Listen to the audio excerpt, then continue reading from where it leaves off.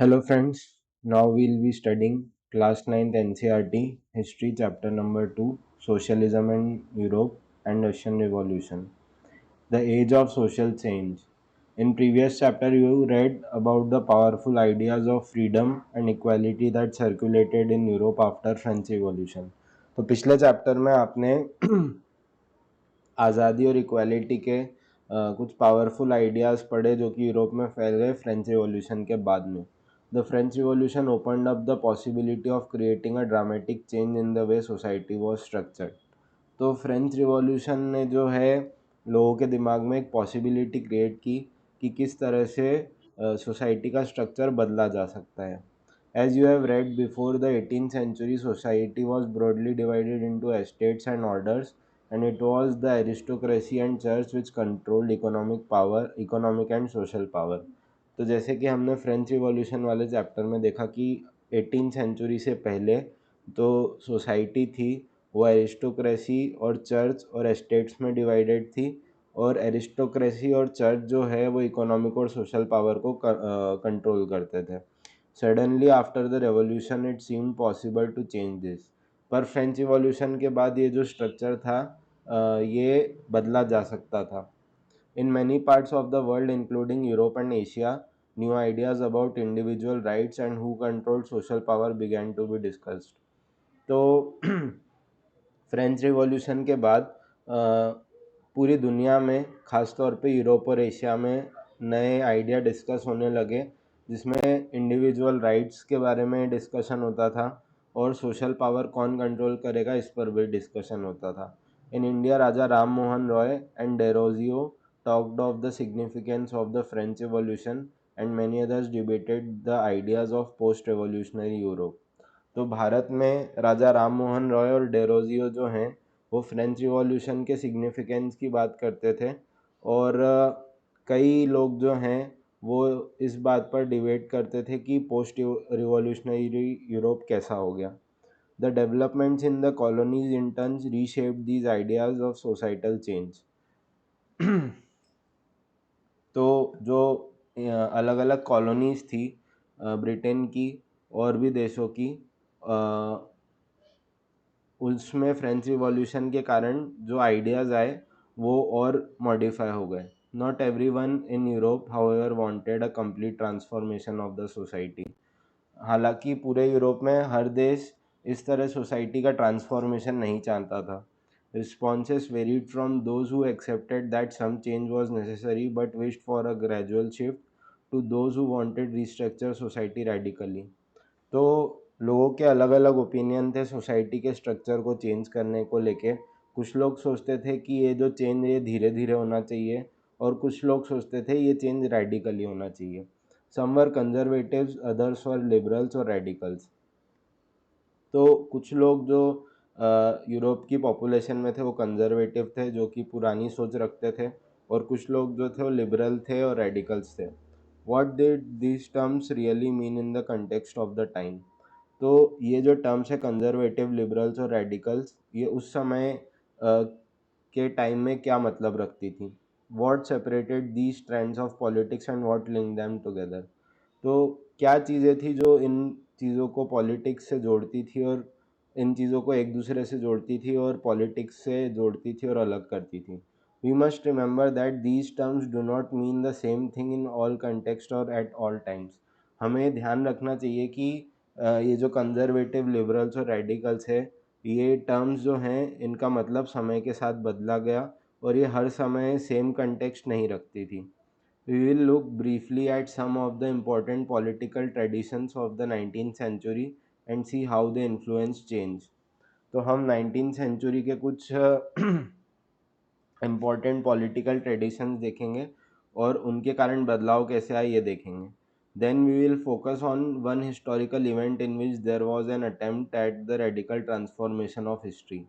फिर हम इतिहास की एक ऐसी घटना देखेंगे जहाँ पे सोसाइटी का एक रेडिकल ट्रांसफॉर्मेशन हुआ. Through the revolution in Russia, socialism became one of the most significant and powerful ideas to shape society in the 20th century.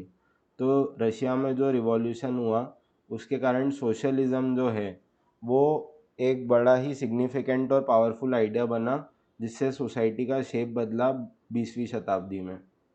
Liberals, radicals, and conservatives. One of the groups which looked to change society were the liberals. तो ऐसा group जो society में बदलाव चाहता था वो उनमें से एक लिबरल थे। Liberals wanted a nation which tolerated all religions. तो लिबरल्स जो थे वो ऐसे राष्ट्र चाहते थे जो सभी धर्मों को समान दृष्टि से देखें। We should remember that at this time European states usually discriminated in favor of one religion or another.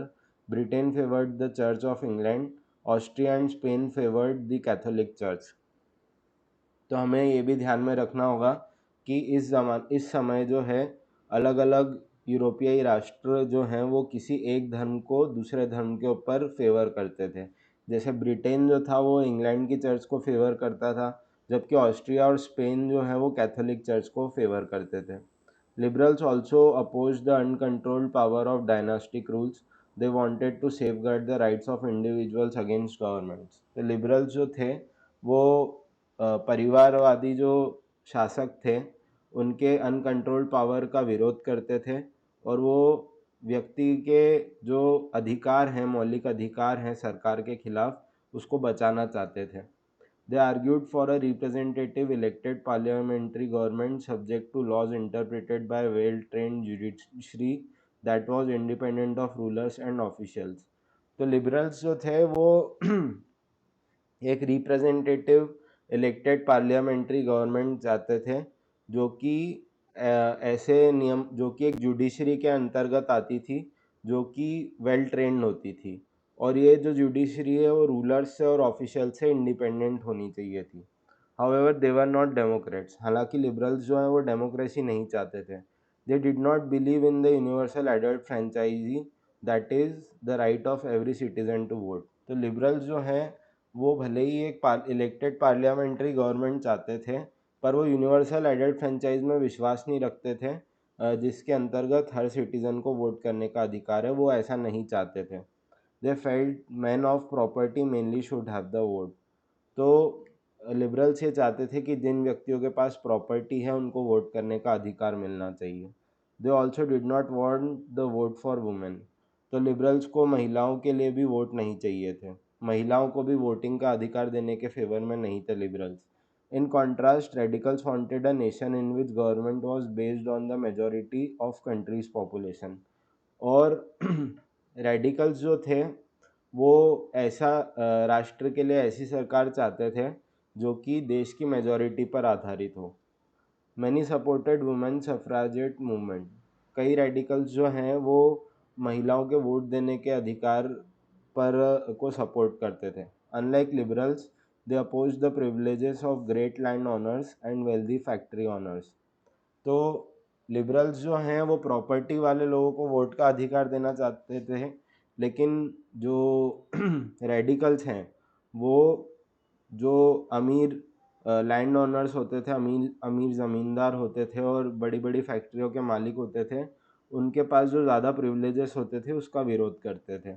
They were not against the existence of private property but dislike the concentration of property in the hands of a few. तो radicals जो थे वो private property का विरोध तो नहीं करते थे, पर उन्हें ये बात पसंद नहीं आती थी कि बहुत सारा पैसा कुछ ही हाथों में होता था। Conservatives were oppose to radicals and liberals. अब कंजर्वेटिव जो थे वो रेडिकल और लिबरल से टोटली अपोजिट थे। After the French revolution however even conservatives had opened their minds to need for the change. तो फ्रेंच रिवॉल्यूशन के बाद कंजर्वेटिव भी जो हैं बदलाव की उम्मीद रखते थे। Earlier in the 18th century conservatives had been generally opposed to the idea of change। तो 18वीं शताब्दी में जो है कंजर्वेटिव्स बदलाव नहीं चाहते थे। By the 19th century they accepted that some change was inevitable but believed that the past had to be respected and change had to be brought about through a slow process। तो 18वीं शताब्दी में जो है conservative change नहीं चाहते थे, पर 19वीं शताब्दी आते हुए कंजर्वेटिव को ये लगा कि बदलाव तो होगा ही, लेकिन जो बदलाव होगा उसको इस तरह से किया जाना चाहिए कि इतिहास को दृष्टि में रखा जाए और जो बदलाव होगा उसको धीरे धीरे आना चाहिए। Such differing ideas about societal change clashed during the social and political turmoil that followed the French Revolution. तो ये जो विचारों में मतभेद हैं सोशलिस्ट रेडिकल्स लिबरल्स और कंजर्वेटिव के बीच में, ये मतभेद जो है फ्रेंच रिवॉल्यूशन के बाद काफ़ी जाहिर हुआ। The various attempts at revolution and national transformation in the 19th century helped define both the limits and potential of these political tendencies. तो 19वीं शताब्दी में जो है कई अटेम्प्ट्स हुए रिवॉल्यूशन के और नेशनल ट्रांसफॉर्मेशन के, जिससे कि इन पॉलिटिकल टेंडेंस की दोनों लिमिट्स भी पता चली और पोटेंशियल भी पता चले। Industrial and social change, these political trends were science of a new time. तो जो इंडस्ट्रियल और सोशल चेंज है, ये कुछ पॉलिटिकल ट्रेंड्स थे जो कि नए समय के साइंस थे। It was a time of profound social and economic changes. तो जो 19th सेंचुरी और फ्रेंच रिवॉल्यूशन के बाद का जो समय है, वो सोशल और इकोनॉमिक चेंज, उसमें बहुत सारे सोशल और इकोनॉमिक चेंजेस हुए। It was a time when new cities came up and new industrialized regions developed, railways expanded and the industrial revolution occurred. तो ये समय ऐसा था जब नए शहर बने, नई नई इंडस्ट्रीज़ बनी और नए इंडस्ट्रियल रीजन्स बने, रेलवेज़ खूब बढ़ी और इंडस्ट्रियल रिवॉल्यूशन हुआ। Industrialization brought men women and children to factories. तो इंडस्ट्रियलाइजेशन के कारण कई पुरुष, महिलाएं और बच्चे जो हैं वो फैक्ट्रीज तक पहुँचे। Work hours were often long and wages were poor. तो इन फैक्ट्रीज़ में जो है काम करने के घंटे बहुत ज़्यादा होते थे और इनको जो पगार मिलती थी वो बहुत कम होती थी। Unemployment was common, particularly during times of low demand for industrial goods. तो बेरोज़गारी जो है बहुत आम थी और ख़ास तौर पे बेरोज़गारी तब बढ़ जाती जब इंडस्ट्रियल गुड्स की डिमांड कम हो जाती। Housing and sanitation were problem since towns were growing rapidly. तो हाउसिंग और सैनिटेशन समस्याएं थी क्योंकि शहर बहुत जल्दी जल्दी बढ़ रहे थे। Liberals and radicals search for solution to these issues. तो जो लिबरल्स और रेडिकल्स हैं, वो इन समस्याओं का समाधान ढूंढ रहे थे। Almost all industries were the property of individuals. तो अधिकतर इंडस्ट्रीज़ जो हैं वो किसी व्यक्ति विशेष की प्रॉपर्टीज़ होती थी। Having liberals and radicals themselves were often property owners and employers. तो ये जो लिबरल्स और रेडिकल्स हैं, इनमें से अधिकतर लोग भी अधिकतर प्रॉपर्टी ओनर्स या एम्प्लॉयर्स होते थे।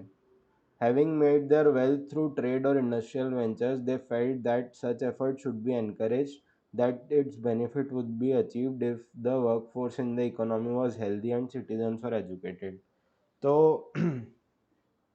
जो ये लिबरल्स और रेडिकल्स हैं, इन्होंने अपना धन अर्जित किया ट्रेड और इंडस्ट्रियल वेंचर्स से, और वो सोचते थे कि इस प्रकार की प्रैक्टिस को एनकरेज किया जाना चाहिए और इस चीज़ से जो है लाभ होगा कि यदि सिटीजन्स जो हैं वो हेल्दी हैं और पढ़े हुए हों, इससे इकोनॉमी को फ़ायदा होगा।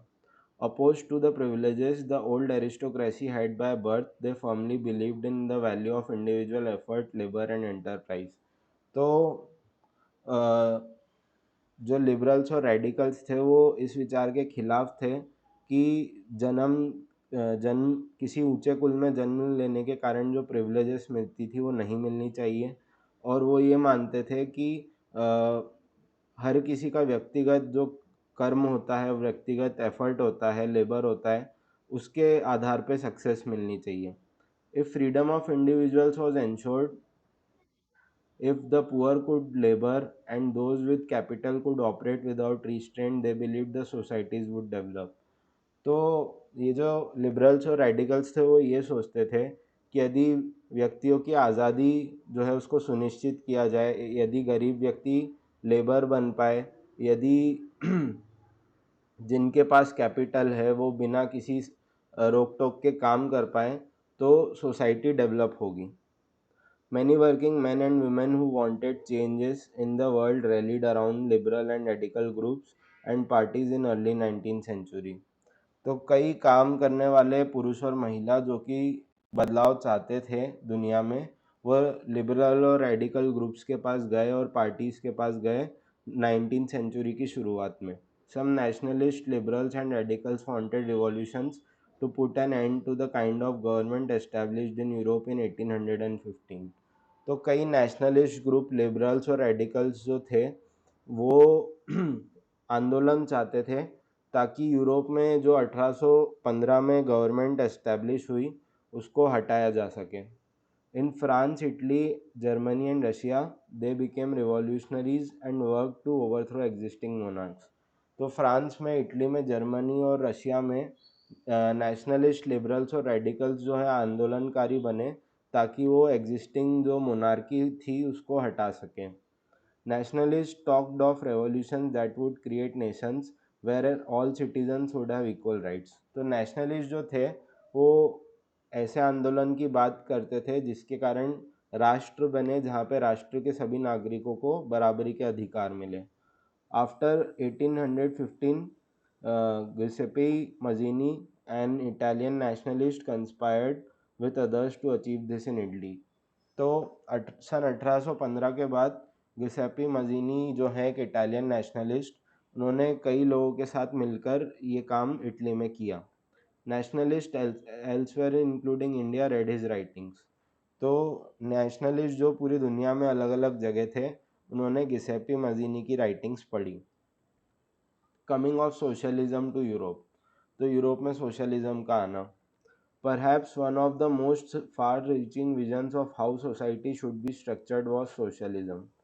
तो दूरदृष्टिता से देखी गई सबसे बड़ी चीज़ कि सोसाइटी किस तरीके से होती है, उसमें सबसे दूर जो चीज़ देखी गई वो सोशलिज्म था।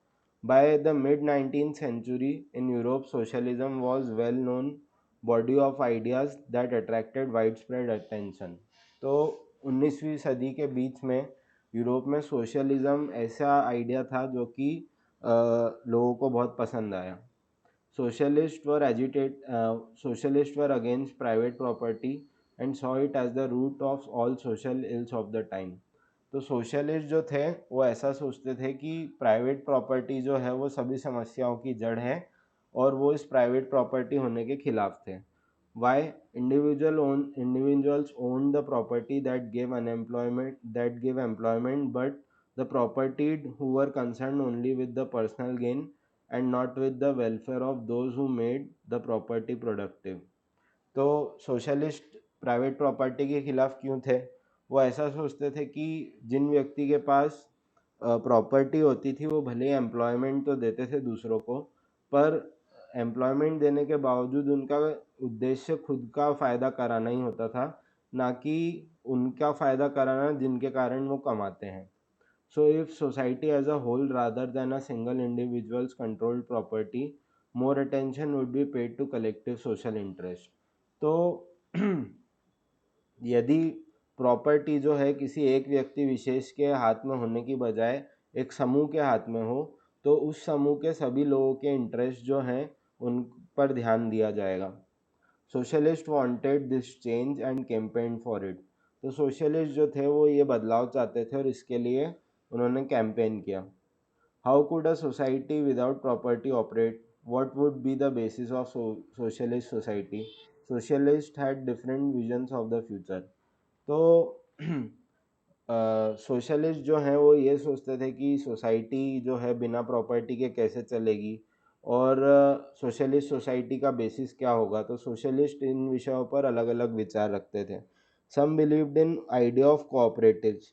तो कुछ लोग जो हैं, कुछ सोशलिस्ट जो हैं वो कोऑपरेटिव के ऊपर सोचते थे। Robert Owen 1771 to 1858, a leading English manufacturer, sought to build a cooperative community called New Harmony in Indiana, USA।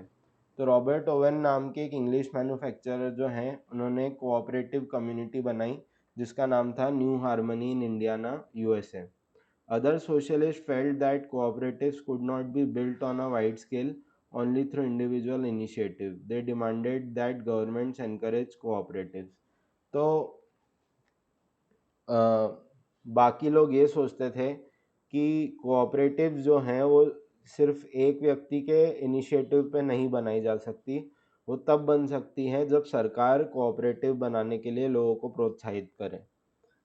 In France, for instance, Louis Blanc 1813 to 1882 wanted the government to encourage cooperatives and replaced capitalist enterprises. तो France में उदाहरण के लिए Louis Blanc जो हैं वो चाहते थे कि सरकार कोऑपरेटिव्स बनाने के लिए एनकरेज करे ताकि कैपिटलिस्ट एंटरप्राइजेस को हटाया जा सके. These cooperatives were to be associations of people who produced goods together and divided the profits according to work done by the members. तो कोऑपरेटिव्स कैसी होनी चाहिए थी? लोगों के हिसाब से कोऑपरेटिव ऐसी होनी चाहिए थी कि ये लोगों के संगठन से बने जो कि इसमें काम करते हैं और जो प्रॉफिट इनके गुड्स से होता है वो जितना काम किसी व्यक्ति ने किया है उस हिसाब से बांटा जाए. Karl Marx 1818 to 1883 and Friedrich Engels 1820 to 1895 added other ideas to this body of arguments. तो कार्ल मार्क्स और फ्रेडरिक एंगल्स ने इसी आर्गुमेंट की बॉडी को नए आइडियाज दिए. Marks argued that industrial society was capitalist. Marks का कहना था कि जो इंडस्ट्रियल सोसाइटी है वो कैपिटलिस्ट है. Capitalist owned the capital invested in factories and the profit of capitalist was produced by workers. तो कैपिटलिस्ट जो हैं वो फैक्ट्री में लगाया गया पैसा उनके पास रहता था और जो फ़ायदा होता था फैक्ट्री में जो माल बना है और बेचा है वो जो है कैपिटलिस्ट रखते थे, जबकि वो वर्कर्स में भी बांटा जाना चाहिए था. उसका लाभ जो है वर्कर्स में भी बांटा जाना चाहिए था. The conditions of workers could not improve as long as this profit was accumulated by private capitalists. तो मार्क्स का कहना था कि कारीगरों की हालत तब तक सुधरेगी नहीं जब तक ये प्रॉफिट सिर्फ प्राइवेट कैपिटलिस्ट रखें. Workers had to overthrow capitalism and the rule of private property. तो मार्क्स का कहना था कि कारीगरों को जो है कैपिटलिज्म को हटाना होगा और प्राइवेट प्रॉपर्टी के नियम को हटाना होगा. Marks believed that to free themselves from capitalist exploitation, workers had to construct a radically socialist society where all property was socially controlled. तो मार्क्स का कहना ये था कि कारीगरों को कैपिटलिस्ट एक्सप्लॉइटेशन से आज़ादी मिले, इसके लिए कारीगरों को एक रेडिकली सोशलिस्ट सोसाइटी बनानी होगी जहाँ पे सारी प्रॉपर्टी सोशली कंट्रोल होती हो. This would be a communist society. तो इस सोसाइटी को कम्युनिस्ट सोसाइटी कहेंगे.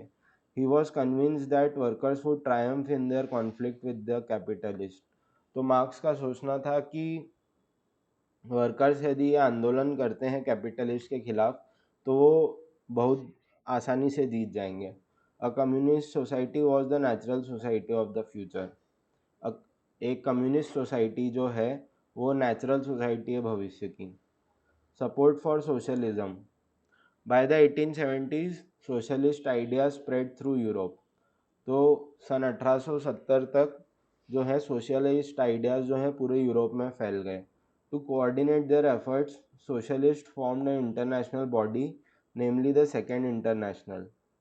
तो अपने एफर्ट्स को कोऑर्डिनेट करने के लिए सोशलिस्ट लोगों ने एक इंटरनेशनल बॉडी बनाई जिसका नाम सेकेंड इंटरनेशनल था. Workers in England and Germany began forming associations to fight for better living and working condition. तो अलग अलग कारीगर जो कि इंग्लैंड और जर्मनी में थे उन्होंने एसोसिएशन बनाना शुरू कर दिया बेहतर लिविंग और वर्किंग कंडीशंस के लिए. They set up funds to help members in times of distress and demanded a reduction of working hours and had right to vote. तो जर्मनी और इंग्लैंड में बनी हुई एसोसिएशंस में लोगों ने फंड्स इकट्ठे किए ताकि वो अपने लोगों को परेशानी और दिक्कत में मदद कर सकें. और इन्होंने ये डिमांड रखी कि जो वर्किंग आवर्स होने चाहिए उसको कम किया जाए और हर किसी के पास राइट टू वोट होना चाहिए. In Germany these associations work closely with the social democratic party and helped it win parliamentary seats. तो जर्मनी में जो है इन एसोसिएशंस ने सोशल डेमोक्रेटिक पार्टी के साथ काम किया और उसको पार्लियामेंट्री सीट्स जीतने में मदद की. By 1905 socialist and trade unionist formed a labour party in Britain and a socialist party in France. तो सन 1905 तक सोशलिस्ट और ट्रेड यूनियन ने जो है ब्रिटेन में एक लेबर पार्टी बनाई और फ्रांस में एक सोशलिस्ट पार्टी बनाई। However, till 1914, socialists never succeeded in forming a government in Europe. लेकिन 1914 तक जो है सोशलिस्ट कभी भी यूरोप में सरकार नहीं बना पाए। Represented by strong figures in parliamentary politics, their ideas did shape legislation, but governments continued to be run by conservative liberals and radicals. तो हालांकि सोशलिस्ट जो थे इनके पास कई दिग्गज लोगों का सपोर्ट था पार्लियामेंट्री पॉलिटिक्स में, और इनके जो आइडियाज़ थे उसने नियमों को भी बदला, पर गवर्नमेंट अभी भी कंजर्वेटिव लिबरल्स और रेडिकल्स चलाते थे। The Russian revolution in one of the least industrialised of European states this situation was reversed. तो यूरोप की एक सबसे कम इंडस्ट्रियलाइज्ड देश में ये सिचुएशन बदली। Socialist took over the government in Russia through the October revolution of 1917। तो socialist जो हैं इन्होंने रशिया में गवर्नमेंट बनाई अक्टूबर रिवॉल्यूशन ऑफ 1917 से। The fall of monarchy in February 1917 and the events of October are normally called the Russian revolution. तो Russian revolution में जो है जो रशिया की मोनार्की थी उसका फरवरी 1917 में गिरना, और उसके बाद अक्टूबर 1917 की कुछ घटनाएं, ये सब रशियन रिवॉल्यूशन में आता है। How did this come about? What were the social and political conditions in Russia when revolution occurred?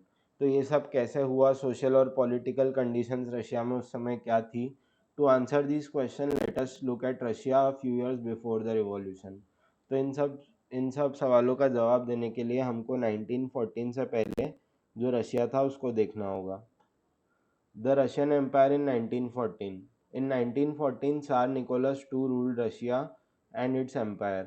सन 1914 में सार निकोलस टू जो हैं वो रशिया पर राज करते थे और उसके साम्राज्य के राजा थे।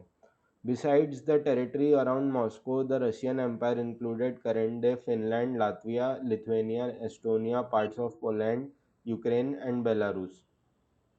तो जो आज की तारीख में रशिया है, उसके अलावा रशियन एम्पायर में जो है फिनलैंड भी आता था, लातविया, लिथुआनिया, एस्टोनिया, पोलैंड के कुछ हिस्से, यूक्रेन के कुछ हिस्से और बेलारूस के कुछ हिस्से, ये सब रशिया में आते थे। Its stretch to Pacific and comprise today's central Asian states as well as Georgia, Armenia and Azerbaijan. तो रशिया जो है पैसिफिक तक फैला था और आज के कुछ सेंट्रल एशिया के राज्य भी उसमें आते थे, जैसे कि जॉर्जिया, आर्मीनिया और Azerbaijan. The majority religion was Russian Orthodox Christianity which had grown out of the Greek Orthodox Church, but empire also included Catholics, Protestants, Muslims and Buddhists। तो जो मेजॉरिटी थी उसका धर्म था ऑर्थोडॉक्स क्रिश्चियनिटी, जो कि Greek Orthodox church से आया था, पर एम्पायर में कैथोलिक भी रहते थे, प्रोटेस्टेंट भी रहते थे, मुस्लिम्स भी रहते थे और बुद्धिस्ट भी रहते थे। Economy and society. At the beginning of 20th century the vast majority of Russia's people were agriculturist. तो 20वीं सदी की शुरुआत में रशिया की जो अधिकतर पॉपुलेशन थी उसमें किसान थे। About 85% of Russian empire's population earn their living from agriculture. तो उस समय जो है रशिया की 85% आबादी जो है अपनी कमाई एग्रीकल्चर से कमाती थी। This proportion was higher than in most European countries. तो ये प्रोपोर्शन जो है अधिकतर यूरोपियाई देशों से ज़्यादा था। For instance in France and Germany the proportion was between 40% and 50%। तो फ्रांस और जर्मनी में ये जो प्रोपोर्शन था ये 40 से 50% के बीच में था। In the empire cultivators produced for the market as well as for their own needs and Russia was major exporter of grain. तो उस समय जो है किसान जो थे वो बाज़ार में बेचने के लिए भी और खुद के खाने के लिए भी, खुद की ज़रूरतों के लिए भी अनाज उगाया करते थे, और उस समय रशिया जो था वो एक मेजर एक्सपोर्टर था अनाज का। Industry was found in pockets. Prominent industrial areas were sent Petersburg and Moscow.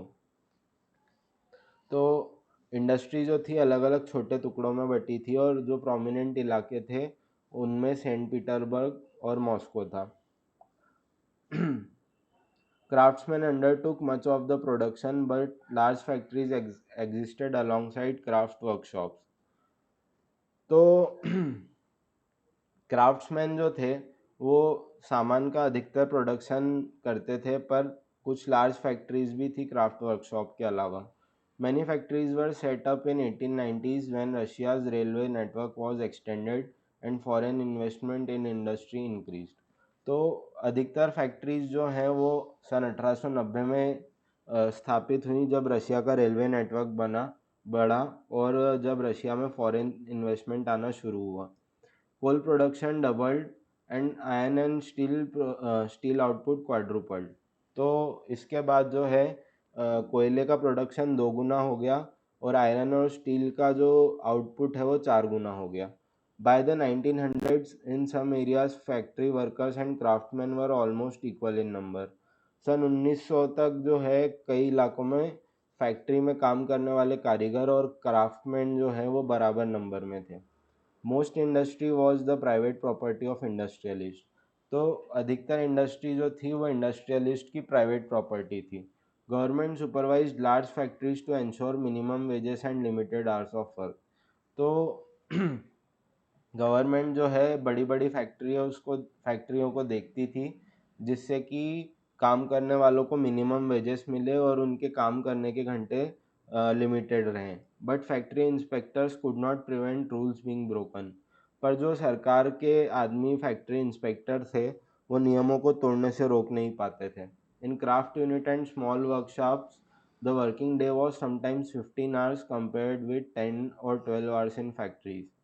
तो क्राफ्ट यूनिट और छोटी वर्कशॉप में वर्किंग डे जो होता था वो 15 घंटे का होता था, एज कम्पेयर टू फैक्ट्रीज जिसमें वो 10 से 12 घंटे का होता था।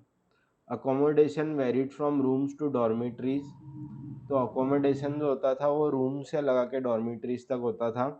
Workers were divided social group. तो जो अलग अलग कारीगर थे वो अलग अलग सोशल ग्रुप्स में रहते थे। Some had strong links with the villages from which they came. तो कुछ कारीगर जो होते हैं वो जिस गांव से आते थे वहाँ से उनके स्ट्रॉन्ग लिंक्स होते थे। Other had settled in cities permanently. और कुछ लोग ऐसे थे जो शहरों में आके परमानेंटली बस गए। Workers were divided by skill. तो जो कारीगर थे वो अपनी स्किल के अनुसार विभाजित किए गए थे। A metal worker of St. Petersburg recalled metal workers considered themselves aristocrats among the other workers। तो एक मेटल वर्कर जो है सेंट पीटरबर्ग से वो याद करते हैं कि जो मेटल वर्कर्स हैं वो खुद को दूसरे कारीगरों के बीच में राजा समझते थे। Their occupations demanded more training and skill. तो जो मेटल वर्कर्स हैं उनके ऑक्यूपेशन को ज़्यादा स्किल और ट्रेनिंग की ज़रूरत थी। Women made up 31% of factory labor force by 1914, but they were paid less than men, between half and three quarters of a man's wage। तो महिलाएं जो हैं वो फैक्ट्री की 31% वर्कफोर्स बनाती थी सन 1914 तक, पर उनको पुरुषों से कम पगार मिलती थी। मतलब जितना पुरुष को मिलता है उससे आधे से लगा के 3/4 तक। Divisions among workers showed themselves in a dress and manners too। तो जो अलग अलग कारीगरों को विभाजित किया गया था तो उनके पोशाकें भी अलग होती थी और उनके तौर तरीके भी अलग होते थे। Some workers formed associations to help members in times of unemployment और financial hardship, but such associations were few. तो कुछ कारीगरों ने एसोसिएशन बनाई ताकि उसके सदस्यों को बेरोजगारी के समय और फाइनेंशियल दिक्कतों के समय मदद मिल पाए, पर ऐसी एसोसिएशन बहुत कम थी। Despite divisions, workers did unite to stop work when they disagreed with employers about dismissals or work condition। तो भले ही कारीगरों में अलग अलग विभाजन होते थे, पर सभी कारीगर एकत्रित हो जाते थे या स्ट्राइक कर देते थे, जबकि एम्प्लॉयर उनको बिना बात के नौकरी से निकाल देते थे या उनकी ख़राब जो वर्क कंडीशन है उसके लिए। These strikes took place frequently in textile industry during 1896-97 and in metal industry during 1902। तो ऐसी स्ट्राइक्स जो हैं वो बहुत फ्रीक्वेंटली हुई टेक्सटाइल इंडस्ट्री में 1896-97 के बीच में, और मेटल इंडस्ट्री में 1902 में। इन the countryside peasants cultivated most of the land. तो गांव के इलाकों में जो है किसान अधिकतर ज़मीन पर खेती करते थे। But the nobility, the crown and the Orthodox church own large properties.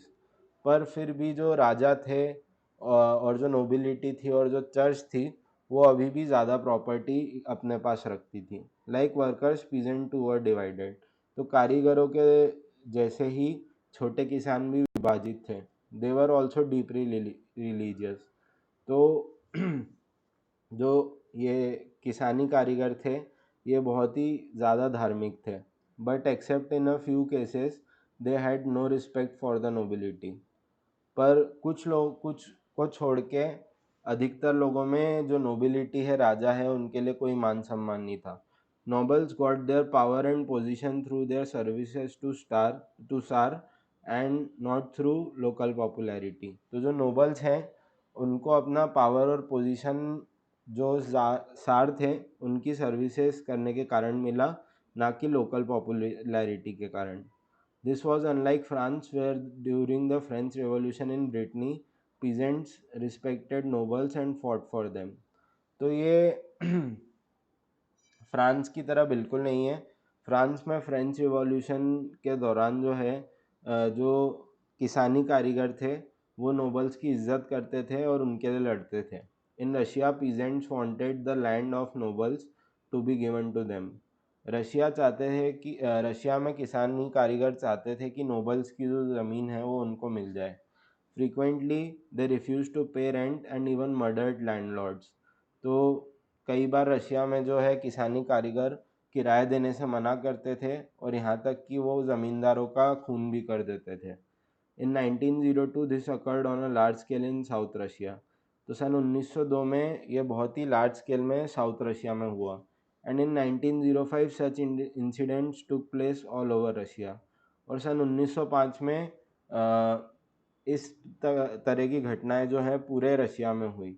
Russian peasants were different from other European peasants in another way. तो रशियन किसानी कारीगर जो है बाकी यूरोप के किसानी कारीगरों से एक और तरीके में अलग है। दे pulled their land together periodically and their commune mere divided it according to the needs of individual families। तो ये जो रशिया के किसानी कारीगर हैं, ये अपनी ज़मीनें इकट्ठी कर लेते थे, और मीर जो हैं, उनके कम्यून जो हैं, वो अलग अलग लोगों की, अलग अलग परिवारों की ज़रूरतों के हिसाब से उसको वापस विभाजित करते थे। Socialism in Russia. All political parties were illegal in Russia before 1914। तो रशिया में सभी पार्टीज, पॉलिटिकल पार्टीज जो हैं, 1914 से पहले इलीगल थी। The Russian Social Democratic Workers Party was founded in 1898 by socialist who respected Marx ideas. तो जो Russian Social Democratic Workers Party है, वो सन 1898 में बनी उन सोशलिस्ट के द्वारा जो कार्ल मार्क्स के आइडियाज़ को पसंद करते थे। However because of government policing it had to operate as an illegal organisation. पर चूंकि सरकार ने जो है सभी पॉलिटिकल पार्टीज़ को इलीगल करार कर रखा था, इसीलिए इनको इलीगल ऑर्गेनाइजेशन की तरह काम करना पड़ता था। It set up a newspaper, mobilised workers and organised strikes.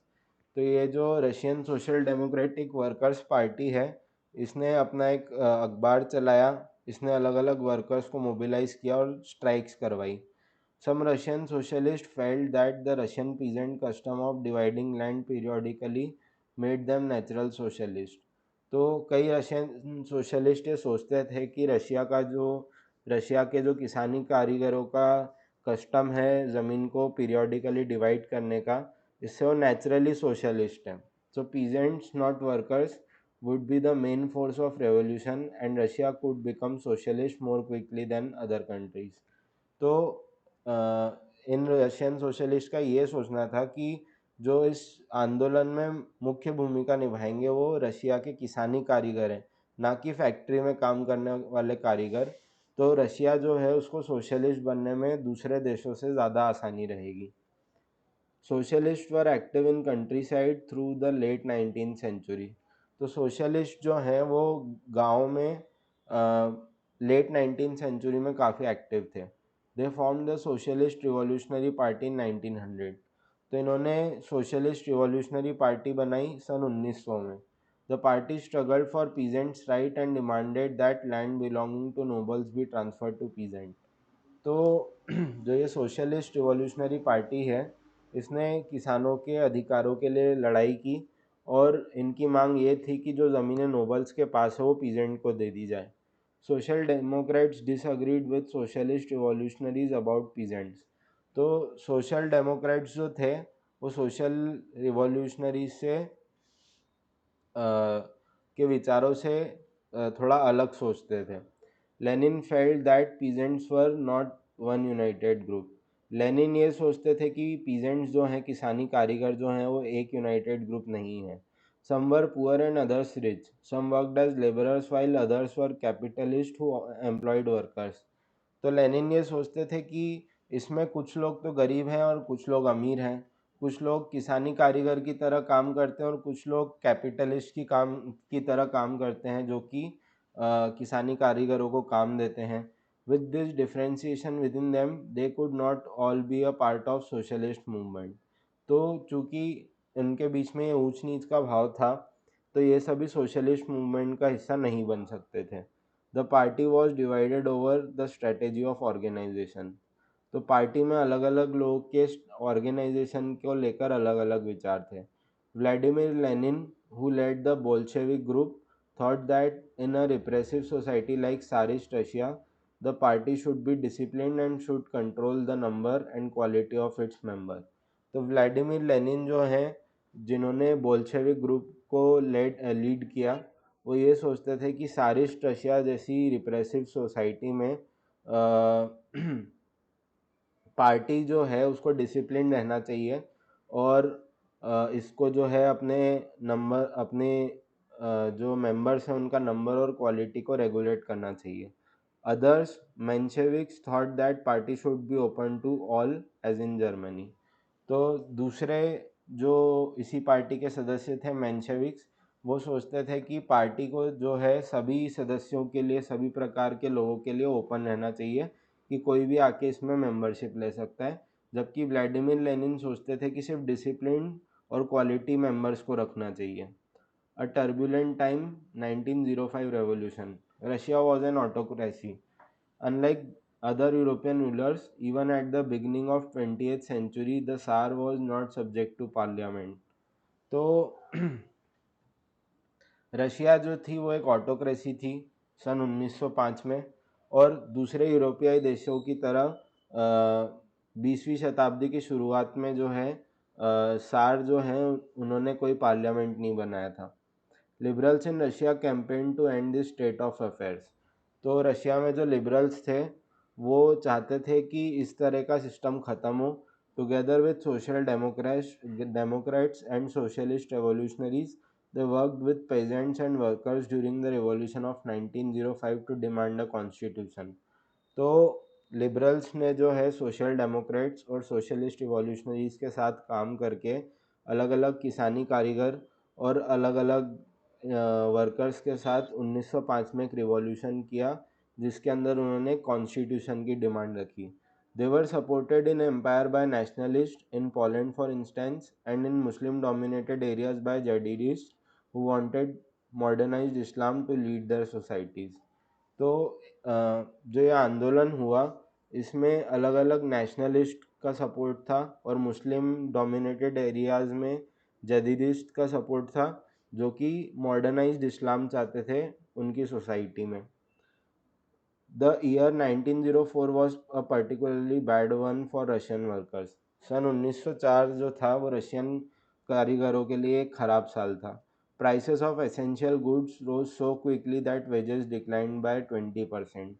तो ज़रूरी सामानों की कीमत जो है सन 1904 में इतनी तेज़ी से बढ़ी कि जो रशियन कारीगर थे इनकी वेजेस 20% कम हो गई। The membership of workers association rose dramatically. तो इसी के कारण जो वर्कर्स एसोसिएशन थी, इसमें अलग अलग कारीगर का बहुत तेज़ी से बढ़े।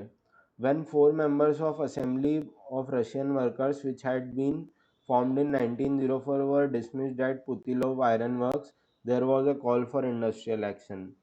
तो जब ये जो असेंबली थी रशियन वर्कर्स की, इसके 4 सदस्यों को हटा दिया गया जो कि पुतिलोव आयरन वर्क्स में काम करते थे, तो एक इंडस्ट्रियल एक्शन के लिए मांग बढ़ी. Over the next few days over 110,000 workers in Saint Petersburg went on strike demanding a reduction in the working day to 8 hours, an increase in wages and improvement in working conditions. तो इन जब 4 कर्मचारियों को हटा दिया गया तो इसके बाद 1,10,000 वर्कर्स जो हैं सेंट पीटर्सबर्ग में इन्होंने स्ट्राइक कर दी.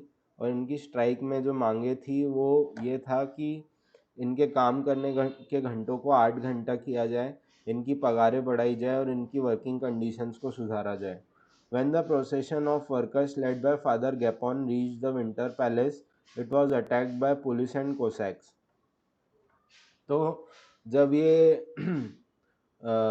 वर्कर्स द्वारा निकाली गई यात्रा जो है, जो कि फादर गैपॉन इसको लीड कर रहे थे, जब ये विंटर पैलेस पहुंची तो इस पर पुलिस ने हमला कर दिया और कोसैक्स ने हमला कर दिया.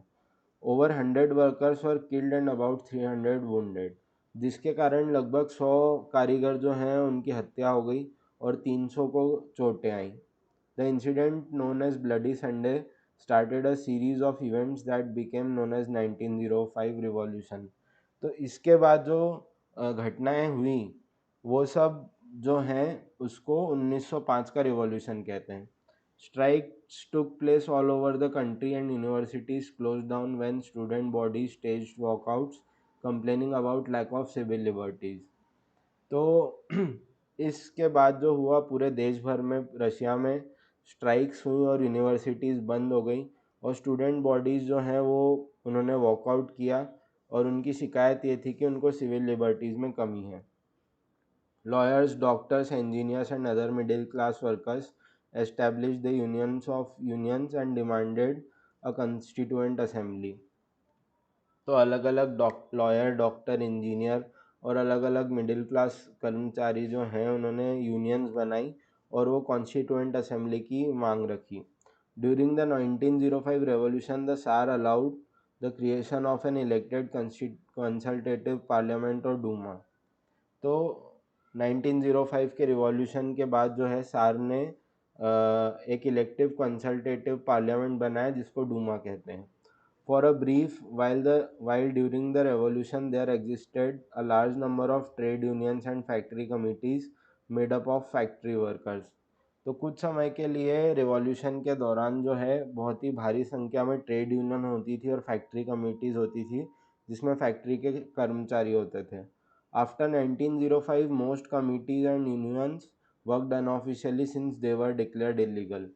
तो 1905 के बाद ये जो ट्रेड कम्युनिटीज़, ये जो कम्युनिटीज़ हैं और ट्रेड यूनियंस है, ये अनऑफिशियली काम करती थी क्योंकि इनको इलीगल डिक्लेयर कर दिया गया.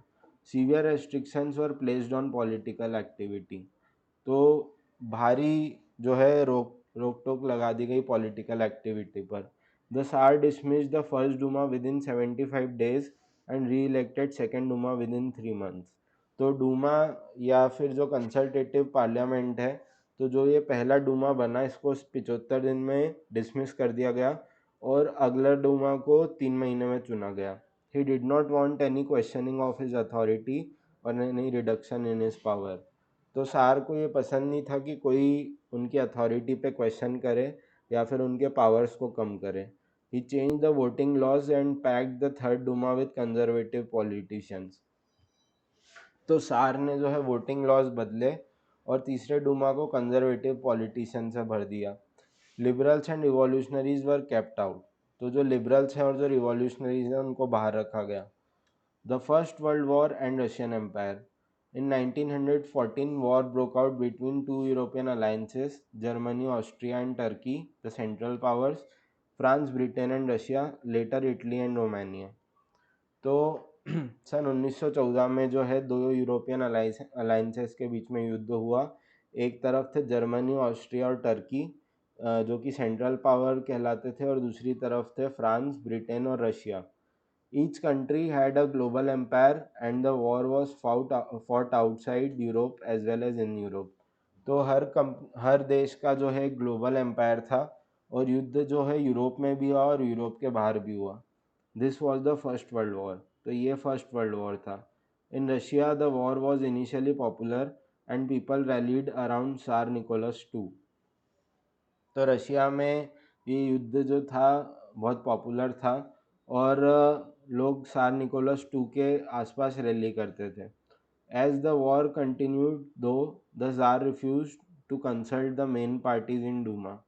तो जैसे ही युद्ध आगे चलते रहा तो सार ने जो कंसल्टेटिव पार्लियामेंट बनाया था तो उनकी मेन पार्टी से कंसल्ट करना बंद कर दिया. Support were thin. Anti German sentiments run high as can be seen in the renaming of St. Petersburg, a German name as Petrograd. तो इस युद्ध के लिए सपोर्ट जो है वो कम होने लगा और एंटी जर्मन सेंटिमेंट्स बढ़ गए, जिसके कारण जो है सेंट पीटर्सबर्ग जो कि एक जर्मन नाम था उसको पेट्रोग्राड कर दिया गया. Serena Alexandra's German origins and poor advisors, especially a monk called Rasputin, made autocracy unpopular. तो सेरिना अलेक्जेंडा जो थी, जिनके जर्मन ओरिजिन थे और उनके एडवाइज़र्स जो थे वो कुछ खास नहीं थे. खास तौर पे एक मॉन्क जिनका नाम रासपुतिन था, जिनके कारण जो है ऑटोक्रेसी जो है उसकी छवि काफ़ी ख़राब हुई. The First World war on the eastern front deferred from that on the western front. तो फर्स्ट वर्ल्ड वॉर जो है ईस्टर्न फ्रंट पे अलग था वेस्टर्न फ्रंट के मुकाबले. In the west armies fought from trenches stretched along eastern France. तो east में वेस्ट में जो है आर्मी जो है ट्रेंचेस के अलोंग लड़ती थी जो कि ईस्टर्न फ्रांस की के वहाँ लगी थी. In the east आर्मीज moved a good deal and fought battles living large casualties. जबकि ईस्ट में जो है आर्मीज बहुत आगे चली गई और जिसके कारण जो है बहुत सारी कैजुअलिटीज़ हुई, बहुत सारी जान माल का नुकसान हुआ. Defeats were shocking and demoralising. तो जो हार हुई थी वो बहुत ही शॉकिंग और डीमोरलाइजिंग थी. Russia's army lost badly in Germany and Austria between 1914 and 1916. तो रशिया की आर्मी जो है वो जर्मनी और ऑस्ट्रिया में बुरी तरह हारी सन 1914 से 1916 के बीच में. There were over 7 million casualties by 1917. तो लगभग 70 लाख लोगों की मौत हुई सन 1917 में. As they retreated, the Russian army destroyed crops and buildings to prevent the enemy from being able to live off the land. तो जैसे जैसे जैसे रशियन आर्मी वापस पीछे आ रही थी उन्होंने अलग अलग फसल और बिल्डिंग्स तबाह कर दी ताकि दुश्मनों की आर्मी जो है वहाँ पर रह ना सके. The destruction of crops and buildings led to over 3 million refugees in Russia. तो ये जो फसलों को और बिल्डिंग को इन्होंने तबाह किया था इसके कारण करीब 30 लाख लोग जो हैं वो रशिया में रेफ्यूजीज बन गए, शरणार्थी बन गए. The situation discredited the government and the tsar. तो इस चीज़ के कारण, इस सिचुएशन के कारण जो है उस समय की सरकार और जो सार थे उनकी छवि बहुत ख़राब हुई. Soldiers did not wish to fight such a war. तो जो सिपाही थे वो इस तरह का युद्ध नहीं लड़ना चाहते थे. The war also had a severe impact on industry. तो युद्ध के कारण इंडस्ट्री पे भी बहुत बुरा प्रभाव पड़ा.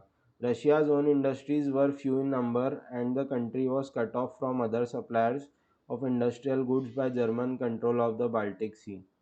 तो रशिया की खुद की इंडस्ट्रीज़ तो बहुत कम थी और रशिया दूसरे देशों से सामान खरीद पाता ये भी मुश्किल हो गया था क्योंकि जो बाल्टिक सी है जहाँ से सामान आ सकता था वो जर्मनी के कंट्रोल में था. Industrial equipment disintegrated more rapidly in Russia than elsewhere in Europe. तो जो इंडस्ट्रियल इक्विपमेंट है वो रशिया में ज़्यादा ख़राब होता था यूरोप के बजाय. By 1916 railway lines began to break down. सन 1916 में जो है रेलवे लाइन ख़राब होने लगी. Able bodied men were called up to the war. तो जो लोग सही हालत में होते थे उनको युद्ध लड़ने के लिए बुला लिया जाता था.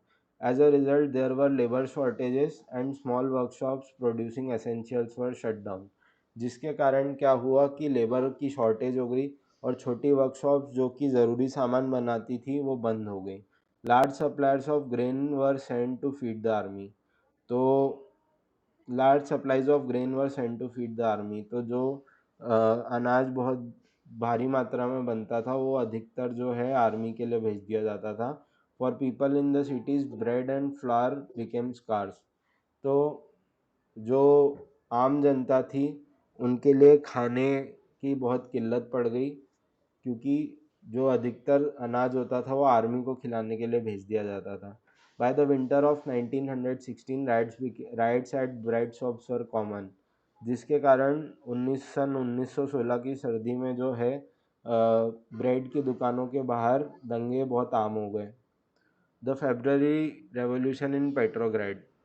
In the winter of 1917, conditions in capital Petrograd were grim. तो सन 1917 की सर्दी में पेट्रोग्रेड में, जो कि सेंट पीटर्सबर्ग हुआ करता था, हालात बहुत ख़राब थे.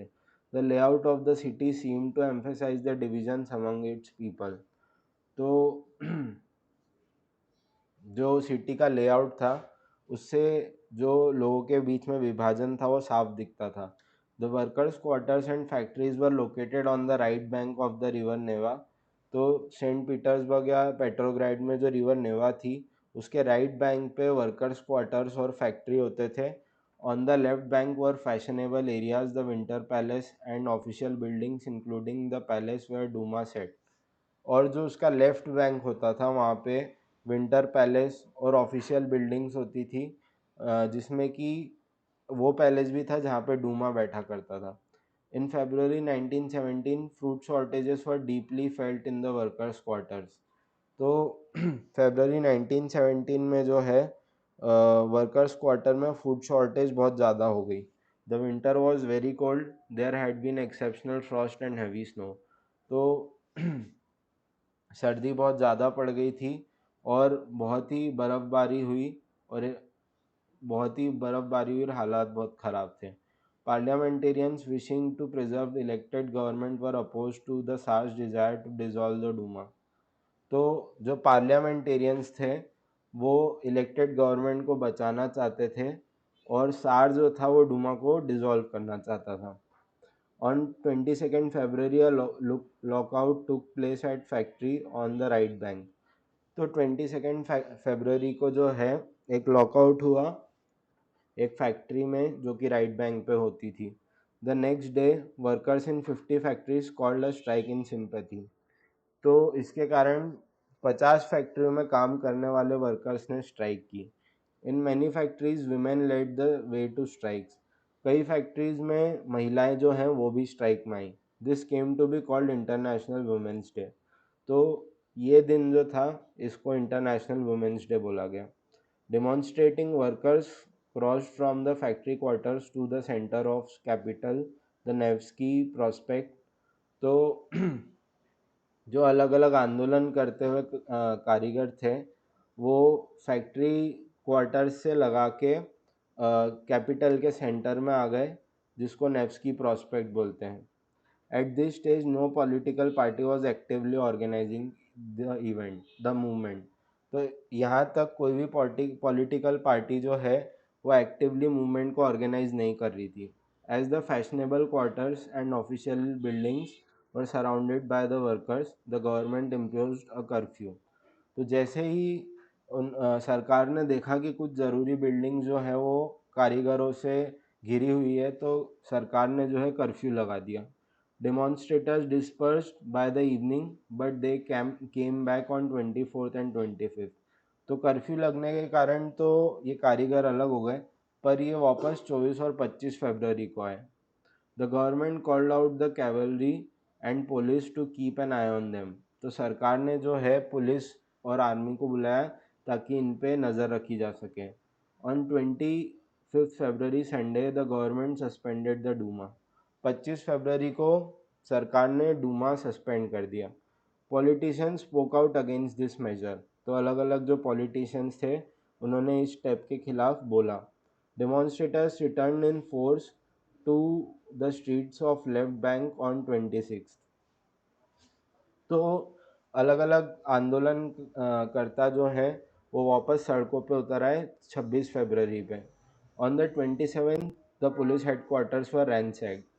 तो 27 फरवरी को जो पुलिस हेडक्वार्टर है उस पर हमला किया गया। The streets thronged with people raising slogans about bread, wages, better hours and democracy। तो जो पेट्रोग्राड है उसकी पूरी सड़कें जो हैं वहाँ पे लोग आंदोलन कर रहे थे और ब्रेड, पगार और काम करने के घंटे और डेमोक्रेसी की आंदोलन के नारे लगा रहे थे। The government tried to control the situation and called out the cavalry once again. तो सरकार ने इस सिचुएशन को कंट्रोल करने की कोशिश की और कैवलरी को फिर से बुलाया। However the cavalry refuse to fire on the demonstrators. पर कैवलरी ने जो आंदोलनकारी लोग थे उन पर हमला करने से मना कर दिया। An officer was shot at the barracks of a regiment and 3 other regiments mutinied voting to join the striking workers. तो एक ऑफिसर को जो है बैरक्स में गोली मार दी गई और 3 अलग रेजिमेंट जो है इन्होंने जो है आदेश का पालन करने से इनकार कर दिया और ये जो वर्कर्स स्ट्राइक कर रहे थे इनको ज्वाइन कर लिया। By that evening soldiers and striking workers had gathered to form a Soviet or council in the same building as the Duma met। तो उस दिन की शाम तक जो है अलग अलग सिपाही और अलग अलग जो कारीगर जो स्ट्राइक कर रहे थे वो सब मिले और उस बिल्डिंग में मिले जहाँ पे दूमा बैठता था, यानी कि जहाँ पार्लियामेंट होता था, और उन्होंने एक सोवियत बनाया, एक काउंसिल बनाई।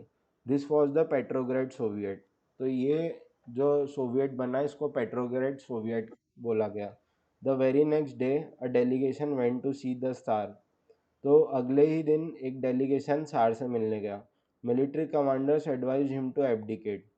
तो मिलिट्री के कमांडर्स ने उसको अलग हो जाने के लिए कहा। He followed their advice and abdicated on 2 March. तो सार ने मिलिट्री का जो है एडवाइस मांगा और वो वहाँ से चले गए 2 मार्च को। Soviet leaders and Duma leaders form the provincial government to run the country. तो इसी के साथ जो है सोवियत लीडर्स और डूमा लीडर्स ने मिलकर एक राज्य सरकार बनाई देश चलाने के लिए। एक सरकार बनाई देश चलाने के लिए। Russia's future would be decided by a constituent assembly elected on basis of universal adult suffrage. तो रशिया में अब भविष्य में कॉन्स्टिट्यूएंट असेंबली होगी जिसका इलेक्शन जो होगा वो यूनिवर्सल एडल्ट सफराज के बेसिस पे होगा। Petrograd had led the February revolution that brought down the monarchy in February 1917। तो पेट्रोग्रेड ने ये फेब्रुअरी रिवॉल्यूशन किया जिससे मोनार्की जो है वो चली गई फेब्रुअरी 1917 में। अब हम देखेंगे फेब्रुअरी के बाद क्या हुआ। After February army officials, land owners and industrialist were influential in the provincial government. तो आर्मी के अफसर, लैंड ओनर्स और इंडस्ट्रियलिस्ट जो थे वो प्रोविजनल गवर्नमेंट में इन्फ्लुएंशियल थे। But the liberals as well as socialist among them work towards an elected government. पर जो लिबरल्स और सोशलिस्ट थे वो चाहते थे कि इलेक्टेड गवर्नमेंट आए। Restrictions on public meetings and associations were removed. तो पब्लिक मीटिंग और एसोसिएशन पे जो रेस्ट्रिक्शन थे वो हटा दिए गए। Soviets like the Petrograd Soviet were set up everywhere though no common system of election was followed. तो जिस तरह पेट्रोग्रेड सोवियत बना उसी तरह अलग अलग इलाकों में सोवियत बनने लगे, हालांकि common system of election follow नहीं होता था। In April 1917 Bolshevik leader Vladimir Lenin return to Russia from his exile. अप्रैल 1917 में बोल्शेविक लीडर व्लादिमीर लेनिन जो हैं वो रशिया वापस लौटे अपने एग्जाइल से। He and Bolshevik had opposed the war since 1914। तो व्लादिमीर लेनिन और बोल्शेविक जो हैं उन्होंने जो फर्स्ट वर्ल्ड वॉर हुआ था उसका विरोध किया था सन 1914 से। Now he felt it was time for soviets to take over power. तो अब व्लादिमीर लेनिन सोचते थे कि सोवियत्स का ये सही समय है कि जब सोवियत्स पावर में आ जाए। He declared that the war be brought to a close, land be transferred to the peasants, banks be nationalised. तो व्लादिमीर लेनिन ने डिक्लेयर किया कि अब जो युद्ध है उसको ख़त्म कर दिया जाए, जो ज़मीनें नोबिलिटी के पास है वो पीजेंट्स को मिल जाए, और बैंक्स जो है उसका राष्ट्रीयकरण होना चाहिए। These three demands were लेनिन्स April thesis. ये तीन डिमांड जो है लेनिन की अप्रैल थीसिस थी। He also argued that Bolshevik party rename itself the Communist Party to indicate its new radical aims. उन्होंने ये भी कहा कि बोल्शेविक पार्टी जो है अपना नाम बदल के कम्युनिस्ट पार्टी कर दे ताकि उसके रेडिकल एम्स समझ में आए। Most other in Bolshevik party were initially surprised by the April thesis. अधिकतर सदस्य जो बोल्शेविक पार्टी के थे वो अप्रैल थीसिस सुन के थोड़े आश्चर्यचकित हुए। They thought that the time was not yet ripe for a socialist revolution and the provisional government needed to be supported. तो अधिकतर सदस्य बोल्शेविक पार्टी के जो थे वो ये सोचते थे कि ये सोशलिस्ट रिवॉल्यूशन के लिए एक सही समय नहीं है और जो प्रोविजनल गवर्नमेंट है उसको थोड़ा सपोर्ट दिया जाना चाहिए। But the developments of the subsequent months change their attitude. पर जो घटनाएं आने वाले महीने में हुई उसके कारण उनका रवैया बदल गया। Through the summer the workers movement spread. तो जैसे ही गर्मी आई वैसे ही वर्कर्स मूवमेंट सब जगह फैल गई। In industrial areas, factory committees were formed which began questioning the way industrialists ran their factories. तो कई इंडस्ट्रियल इलाकों में जो है फैक्ट्री कमेटी बनी जो कि इंडस्ट्रियलिस्ट पर सवाल उठाती थी कि वो अपनी फैक्ट्रीज कैसे चलाते हैं। Trade unions grew in number. तो जो ट्रेड यूनियंस है उनकी संख्या बढ़ी। Soldiers committees were formed in the army. तो आर्मी में सोल्जर्स कमेटी बनी। In June 500 soviet send representatives to an All Russian Congress of Soviets. तो जून में जो है 500 सोवियत गए एक All Russian Congress of Soviets में। As the provisional government saw its power reduce and Bolshevik influence grow, it decided to take stern measures against spreading discontent. तो जैसे ही प्रोविजनल गवर्नमेंट ने देखा कि प्रोविजनल गवर्नमेंट का पावर कम हो रहा है और बोल्शेविक इन्फ्लुएंस बढ़ रहा है तो उसने कड़े कदम उठाए इस चीज़ के विरोध में। It resisted attempts by workers to run factories and began arresting leaders. तो प्रोविजनल गवर्नमेंट जो है वो जो वर्कर्स विरोध कर रहे थे उसके खिलाफ उन्होंने लीडर्स को अरेस्ट करना शुरू कर दिया। Popular demonstration staged by the Bolsheviks in July 1917 were sternly repressed. तो बोल्शेविक जो आंदोलन करते थे और जो प्रदर्शन करते थे जुलाई 1917 में उनको बड़े ही कड़े तरीके से बंद कर दिया गया। Many Bolshevik leaders had to go in hiding और फ्ली। कई बोल्शेविक लीडर्स को या तो छुपना पड़ा या तो भागना पड़ा। Meanwhile in the countryside peasants and their socialist revolutionary leaders pressed for redistribution of land. तो इसी दौरान गांव में जो है अलग अलग किसान जो थे और उनके सोशलिस्ट रिवॉल्यूशनरी लीडर्स जो हैं वो रीडिस्ट्रीब्यूशन ऑफ लैंड की बात कर रहे थे। Land committees were form to handle this. तो अलग अलग लैंड कमिटीज़ बनी इस मुद्दे को देखने के लिए। Encouraged by socialist revolutionaries peasant seized land between July and September 1917। तो इसी चीज़ से प्रोत्साहित होकर सोशल रिवॉल्यूशनरीज जो हैं और जो पीजेंट्स जो हैं किसान जो हैं उन्होंने जुलाई और सितंबर 1917 के बीच में ज़मीनों पर कब्जा कर लिया। The revolution of October 1917। As the conflict between the provisional government and Bolsheviks grew, Lenin feared the provisional government would set up dictatorship. तो जैसे ही प्रोविजनल गवर्नमेंट और बोल्शेविक के बीच में मतभेद बढ़ा वैसे ही लेनिन को लगा कि प्रोविजनल गवर्नमेंट जो है वो एक डिक्टेटरशिप ले आएगी। In September he began discussions for uprising against the government. तो सितंबर में जो है लेनिन ने डिस्कस किया कि प्रोविजनल गवर्नमेंट के खिलाफ आंदोलन करना चाहिए। Bolshevik supporters in army Soviets and factories were brought together. तो बोल्शेविक के जो सपोर्टर्स थे जो कि आर्मी में थे सोवियट्स में थे और फैक्ट्रीज में थे उनको साथ में लाया गया। On 16 October 1917 Lenin persuaded the Petrograd Soviet and Bolshevik party to agree to a socialist seizure of power. तो 16 अक्टूबर सन 1917 को लेनिन ने जो है पेट्रोग्रेड सोसाइटी और बोल्शेविक पार्टी को जो है परसुएट किया, मनाया कि वो सोशलिस्ट सीजर ऑफ पावर करें, यानी कि जो भी पावर है वो सोशलिस्ट इन्फ्लुएंस में आ जाए. A military revolutionary committee was appointed by soviet under Leon Trotsky to organise the seizure. तो एक मिलिट्री रिवॉल्यूशनरी कमेटी बनी जो कि सोवियत ने अपॉइंट की थी, जिसके लीडर थे लियोन ट्रॉट्स्की, जिसके कारण ये सीजर हो सके. The date of event was kept a secret. तो ये सीजर कब होगा इसको एक सीक्रेट रखा गया. द अपराइजिंग बिगेन ऑन 24 अक्टूबर. तो ये इस सीजर की शुरुआत जो है वो 24 अक्टूबर को हुई. Sensing trouble, prime minister Kerensky had left the city to summon troops.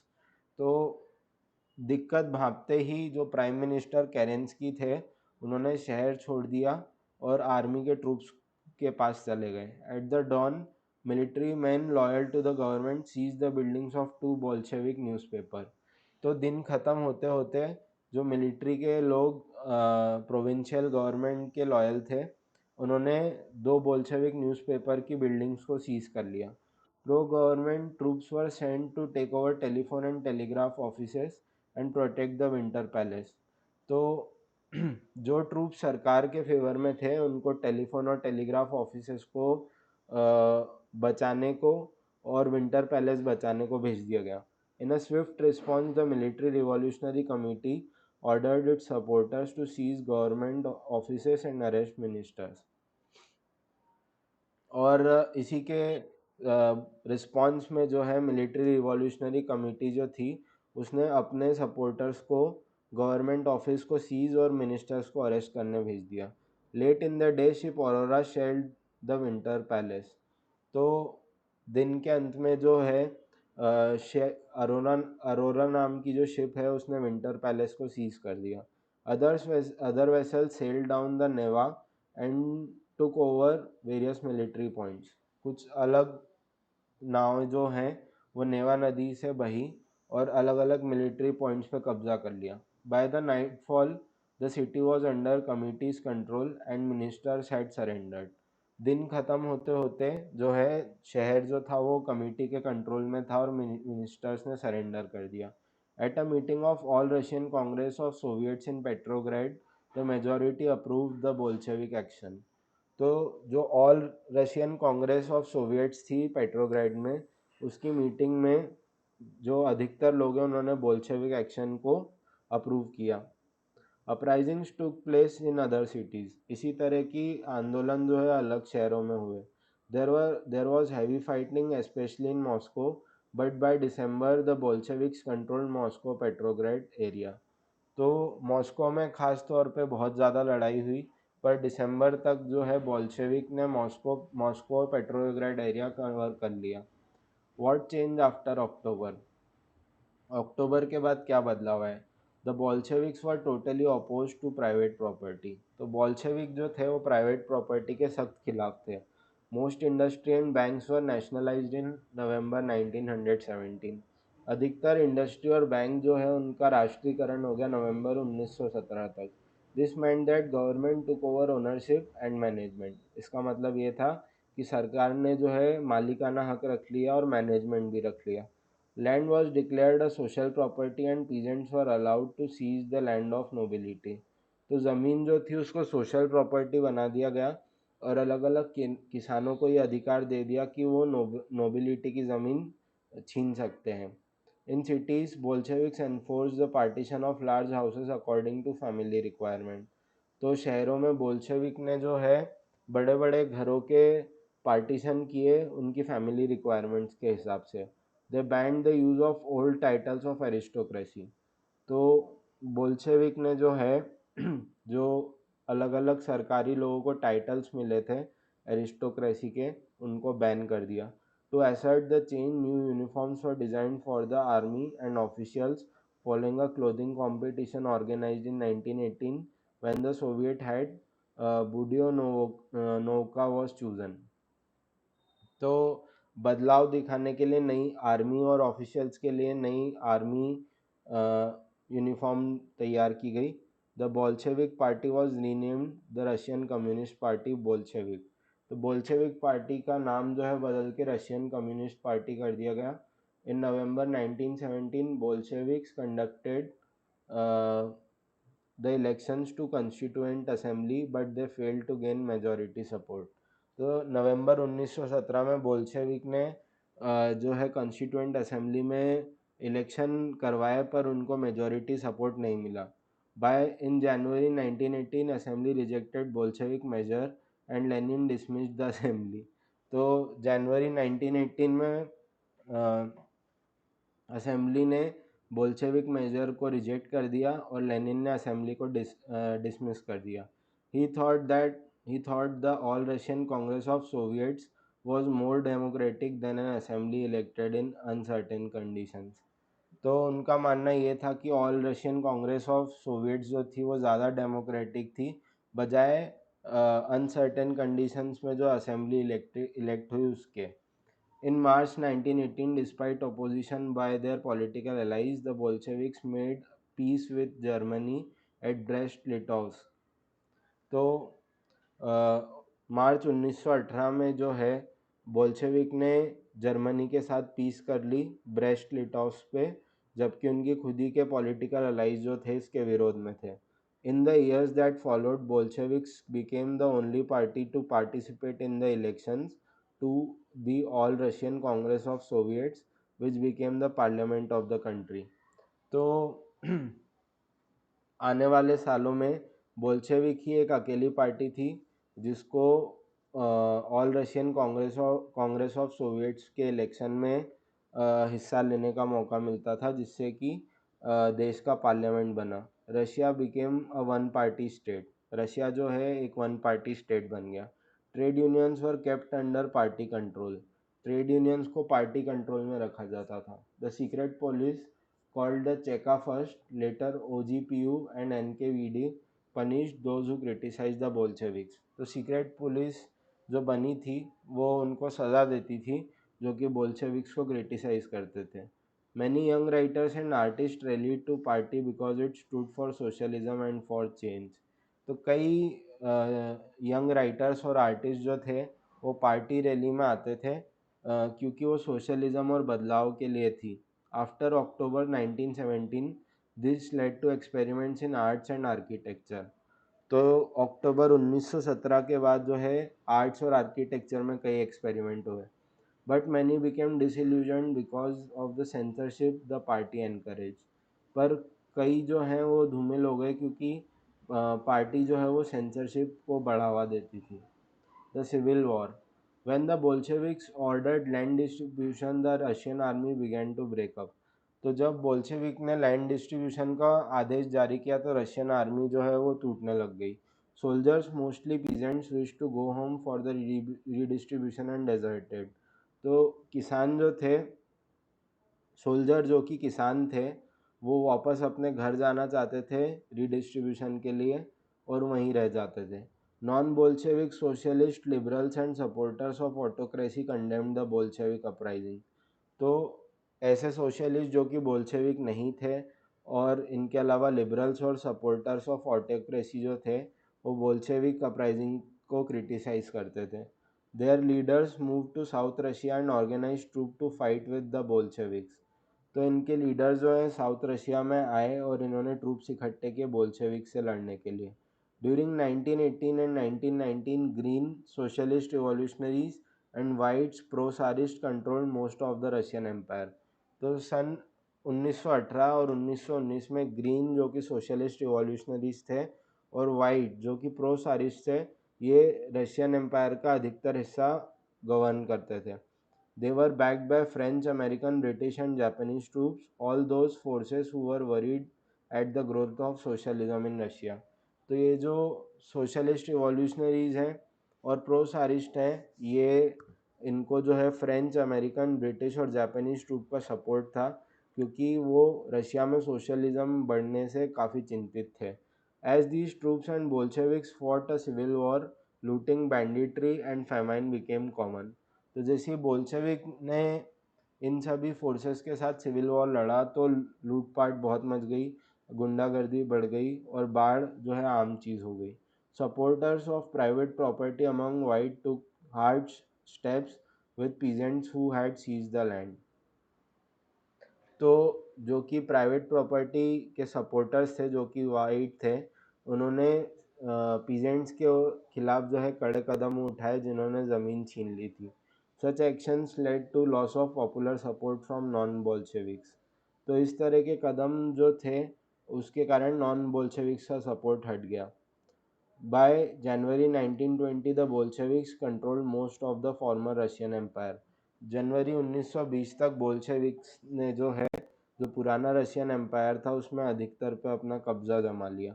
They succeeded due to the cooperation with non-Russian nationalites and Muslim jihadists. तो बोल्शेविक्स को जो है सक्सेस इसलिए मिली क्योंकि उनको नॉन रशियन नेशनलाइट से सपोर्ट मिला और मुस्लिम जदीदिस्ट से सपोर्ट मिला. Cooperation did not work where Russian colonies themselves turn Bolshevik. Cooperation वहाँ पे नहीं हुआ जहाँ पे वहाँ पे काम नहीं करा जहाँ पे रशियन कॉलोनीज बोल्शेविक बन गए. In Khiva in Central Asia Bolshevik colonies brutally massacred local nationalist in the name of defending socialism. तो खीवा नाम की जगह है जो सेंट्रल एशिया में है. वहाँ पे बोल्शेविक कॉलोनिस्ट ने जो है लोकल नेशनलिस्ट को बहुत बुरी तरह मारा, उनकी हत्या कर दी सोशलिज्म बचाने के लिए, ऐसा वो कहते हैं. In this situation many were confused about what the Bolshevik government represented. तो इस सिचुएशन में बहुत लोग कंफ्यूज हो गए कि आखिर बोल्शेविक गवर्नमेंट क्या बताना चाहती है. Partly to remedy this, most non-Russian nationalists were given political autonomy in Soviet Union (USSR), the state the Bolsheviks created from Russian Empire in December 1922. तो इस घटना को सही करने के लिए कई नॉन रशियन नेशनलाइट्स को पॉलिटिकल ऑटोनॉमी दे दी गई सोवियत यूनियन में, जिसको यूएसएसआर कहा गया, जिसको कि बोल्शेविक्स ने बनाया रशियन एम्पायर से दिसंबर 1922 में. But since this was combined with unpopular policies that the Bolsheviks forced the local government to follow, like the harsh discouragement of nomadism, attempts to win over different nationalities were only partly successful. तो Bolshevik भले इनको United Soviet socialist Republic का हिस्सा बनाते थे, पर जो है इन देशों को बोल्शेविक्स के कई कड़े कानून मानने पड़ते थे. Making a socialist society. During the Civil War, the Bolsheviks kept industries and bank nationalized. तो सिविल वॉर के दौरान जो है बोल्शेविक्स ने इंडस्ट्रीज और बैंक को नेशनलाइज रखा. They permitted peasants to cultivate the land that had been socialised. तो बोल्शेविक्स ने किसानों को उस ज़मीन पर खेती करने की इजाज़त दी जो कि सोशलाइज थी. Bolsheviks used confiscated land to demonstrate what collective work could be. A process of centralized planning was introduced. तो centralized planning की एक नई प्रक्रिया को इंट्रोड्यूस किया गया. Officials assessed how the economy could work and set targets for 5-year period. तो officials ने देखा कि इकोनॉमी कैसे काम कर सकती है और 5 ईयर का टारगेट्स इशू किए, 5 ईयर के टारगेट सेट किए. On this basis they made five year plans. इसी बेसिस पे वो 5 साल के प्लान बनाते थे. The government fixed all prices to promote industrial growth during the first 2 plans 1927 to 1932 and 1933 to 1938.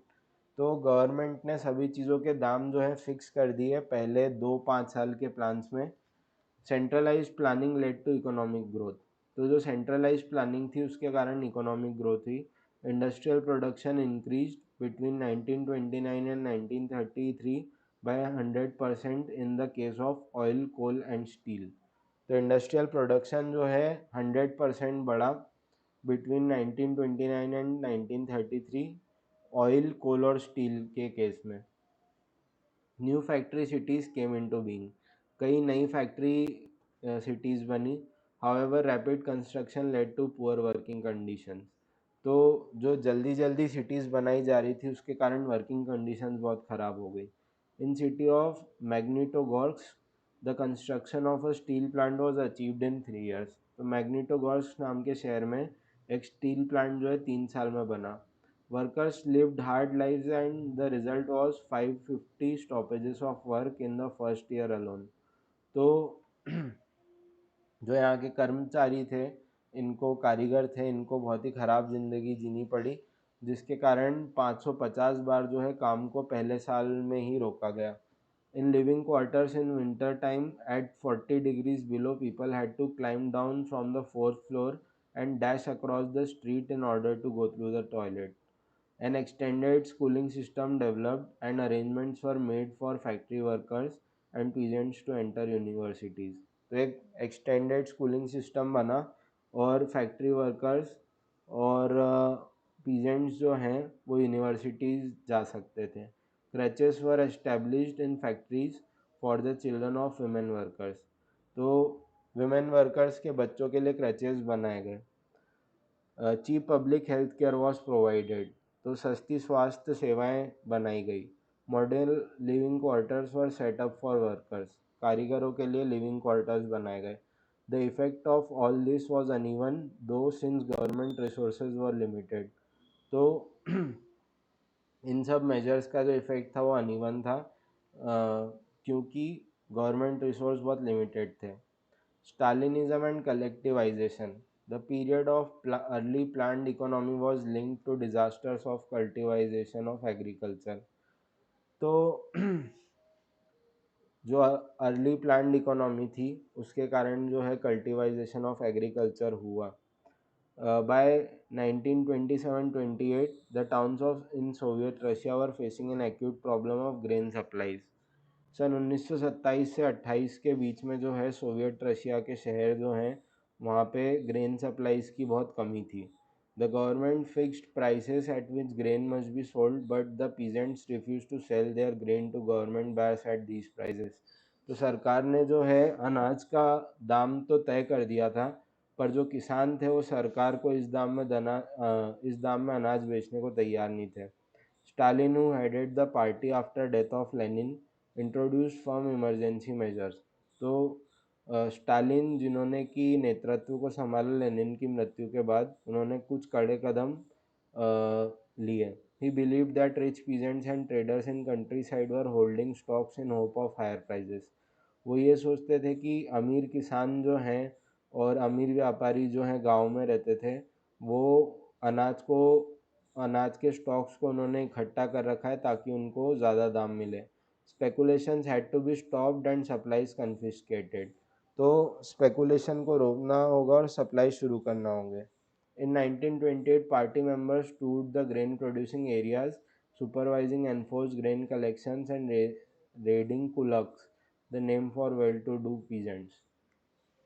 तो सन 1928 में जो है अलग अलग पार्टी मेंबर्स जो हैं ऐसे इलाकों में गए जहाँ पे अनाज बनता था, अनाज पैदा होता था, और उन्होंने जो ग्रेन कलेक्शन थे उनको सुपरवाइज किया और कुलक्स पे जो है रेड मारी, जो कि वेल टू डू पीजेंट्स होते थे। As shortage is continued the decision was taken to collectivise farms. तो शॉर्टेजेस इसके बावजूद भी दूर नहीं हुई, तो फार्म्स को कलेक्टिवाइज किया गया। It was argued that grain shortages were partly due to small size of holdings. तो ऐसा बोला गया कि ग्रेन शॉर्टेजेस इसलिए भी थी क्योंकि जो ज़मीन थी वो छोटे टुकड़ों में बटी थी। After 1917 land had been given over to peasants. तो 1917 के बाद ज़मीन जो है अलग किसानों को दी गई थी। The small size peasant farms could not be modernised. तो चूँकि ये जो छोटे खेत थे इनको मॉडर्नाइज नहीं किया जाता था। To develop modern farms and run them along industrial lines with machinery, it was necessary to eliminate kulaks, take away land from peasants, and establish state-controlled large farms। तो मॉडर्न फार्म्स बनाने के लिए ज़रूरी था कि इनको इंडस्ट्रियल लाइंस के साथ चलाया जाए, मशीनरी के साथ, और इसके लिए कुलक्स को हटाने की ज़रूरत थी ज़मीन जो है किसानों से वापस लेने की ज़रूरत थी और स्टेट कंट्रोल लार्ज फार्म्स चलाने की ज़रूरत थी। What followed was Stalin's collectivisation programme. इसके बाद जो आया उसे कहते हैं स्टालिन का collectivisation programme. From 1929 the party forced all peasants to cultivate in collective farms kolkhoz. तो सन 1929 के बाद जो है पार्टी ने सभी किसानों को बोला कि इनको कलेक्टिव फार्म्स में काम करना होगा। The bulk of land and implements were transferred to the ownership of collective farm. तो अधिकतर ज़मीन जो है वो ओनरशिप के पास चली गई। Peasants worked on land and the kolkhoz profit was shared. तो जो किसान हैं वो ज़मीन पे काम करते थे और ये जो कोलकॉस से प्रॉफिट होता था उसको बांट दिया जाता था। Enraged peasants resisted the authorities and destroyed their life stock. तो गुस्साए जो किसान थे वो इस नियम का विरोध करते थे और उनके पशुओं को मार देते थे। Between 1929 and 31, the number of cattle fell by one third। तो सन 1929 से लगा के 1931 के बीच में पशुओं का कैटल का जो नंबर है वो वन थर्ड से नीचे गिर गया। Those who resisted cultivisation were severely punished. तो जिन्होंने कल्टिवाइजेशन का विरोध किया उनको कड़ी सज़ा दी गई। दे वर डिपोर्टेड एंड एक्साइल्ड। उनको देश से निकाल दिया गया। As they resisted cultivation, peasants argued that they were not rich and they were not against socialism।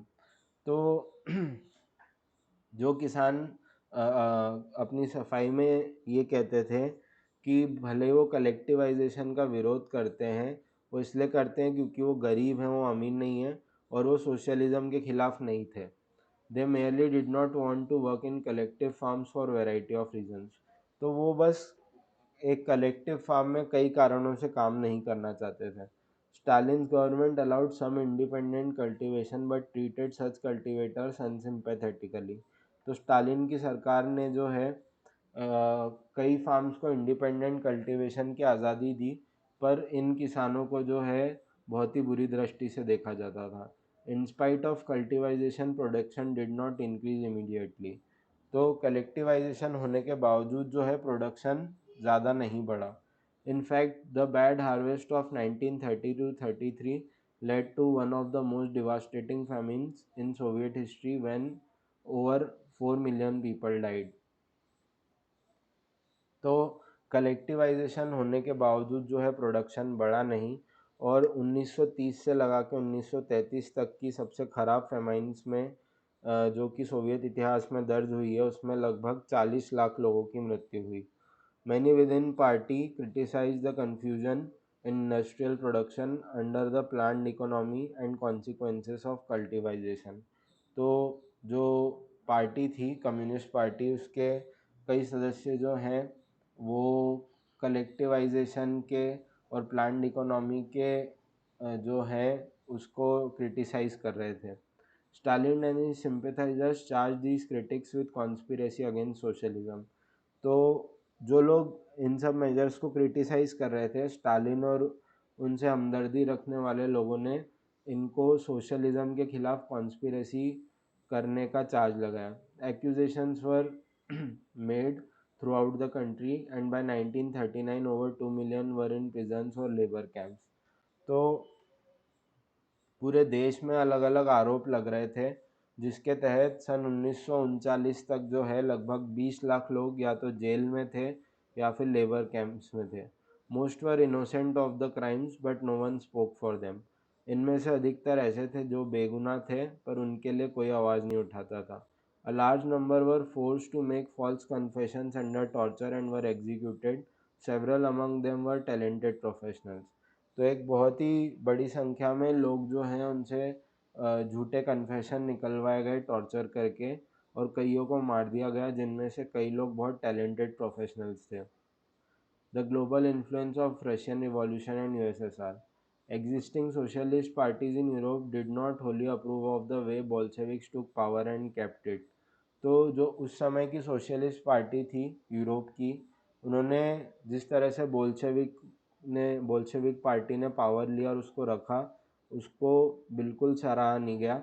However the possibility of a worker state fired people's imagination across the world.